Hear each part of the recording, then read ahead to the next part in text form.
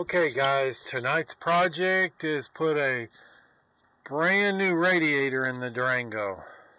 You're going to take this off, the little shroud, just a bunch of little clips right here. I'm going to use one of these little tools, take these loose. If you've never messed with them, this is what they look like, just like what holds a door panel together. So this just use one of these tools and it just pops right off. And our next step is a 13 millimeter to take this brace off. Okay, once we get that brace off, we're going to drain the radiator, this hose, bottom hose, and take the shroud off. Okay, got to loosen this screw up, that screw. There's a little tiny nipple that sticks down into a grommet right there. That's what holds this down, and just pull it up like that. And you're going to need to take that off to get this shroud off. Next we need to take this bolt off. This just slides out there, and there's a couple keepers down on the bottom. We're not going to take the shroud out, we're just going to push it forward. There's only two hoses. Once you drain the radiator, take this hose off, the one on the bottom, and then this hose, and the whole thing's just going to come right out. It's probably the simplest radiator I've ever changed. Ready to come out, take your top radiator hose, just take a pair of channel locks and squeeze this back to here, and you can wiggle it, it'll pop off there. Same thing on the lower one. Now there are you got two coolers down here, and so there's 5 bolts you're going to have to take loose. Okay, 5 bolts. That's probably the oil cooler and then the transmission cooler down there. I just let them hang. Okay, but you can't get the radiator out because there's a lip right down there that's hanging up on the AC here. So we're going to try and pull it out sideways here. In order to do that, we had to take the air box out. Now the air box has got a bolt here and a bolt here, and it feels like there's a hidden one and you can't get it out. Well, it's just one of those grommet things there. Looks just like, it's just one of those right there. So it goes right there.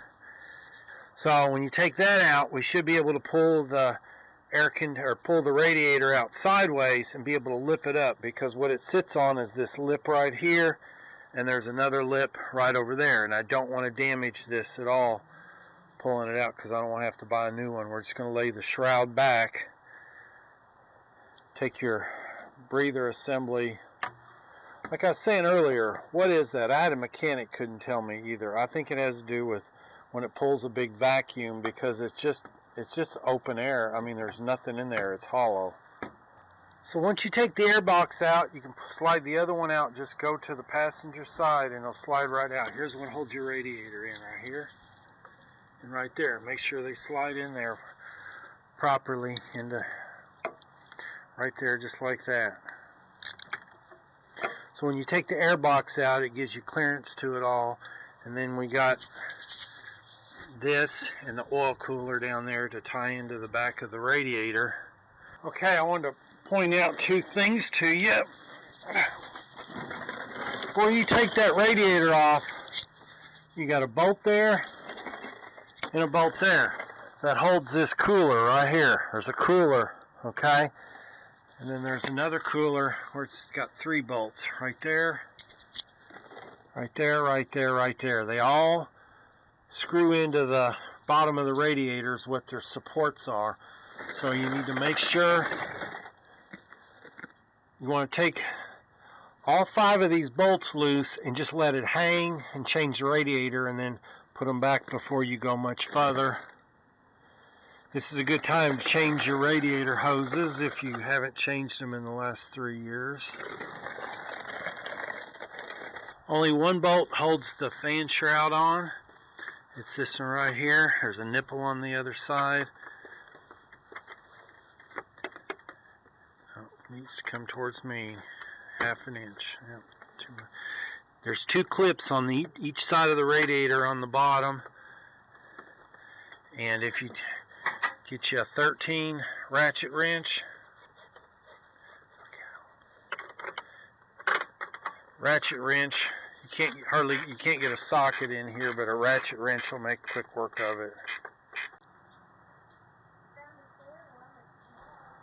Okay, we got her all back in, battened down. The one thing they did do, this new radiator,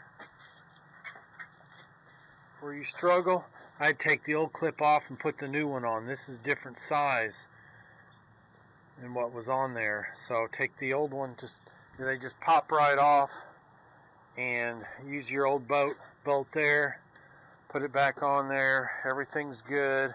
Now just put the snorkel back on, and we're going to fill her up. Okay guys, there you go. Takes an hour. All you need is an upholstery tool to pull these clips, flathead screwdriver with those two hose clamps, 13mm socket, everything comes off 13mm, and less than an hour of your time, and you can pull a change a radiator in one. Now it runs great.